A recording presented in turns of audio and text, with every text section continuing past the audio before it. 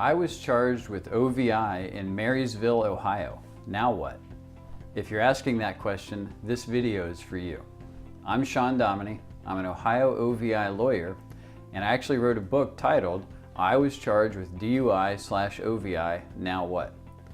As the subtitle to the book indicates, there is a lot to know before you go to court and even before you hire a lawyer for an O.V.I. case. For an O.V.I. case in Marysville, this video is a good place to start. What you should know is there are 3 questions you need to answer before your first court appearance. Am I going to plead guilty, or am I going to plead not guilty and try to improve the outcome? Am I going to hire a lawyer?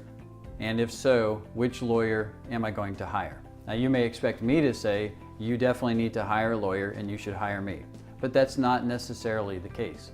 I think that the first question is more critical to answer because there's some urgency to it and it will help you answer the other 2 questions.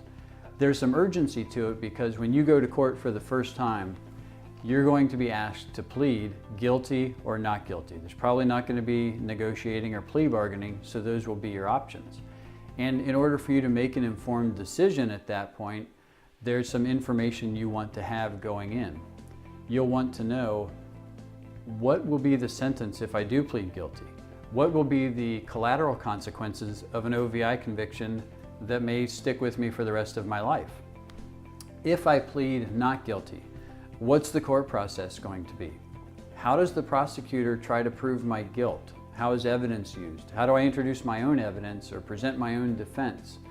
And what's the likelihood that I may achieve my goal of possibly avoiding an O.V.I. conviction?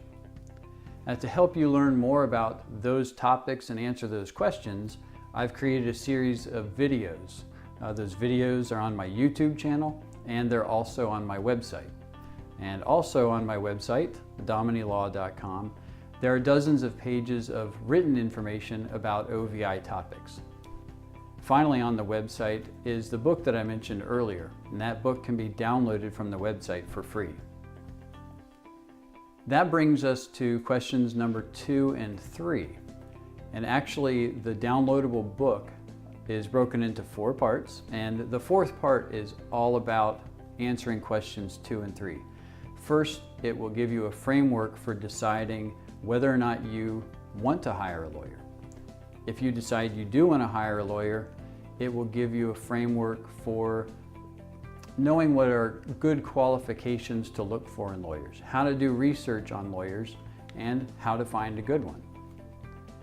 There is a lot to know about O.V.I. cases, and I know that can be overwhelming, but the information is available and you can educate yourself before you go to court and before you hire a lawyer. As you do that, I hope that you use these resources that I've mentioned, and I hope that you find these resources are helpful.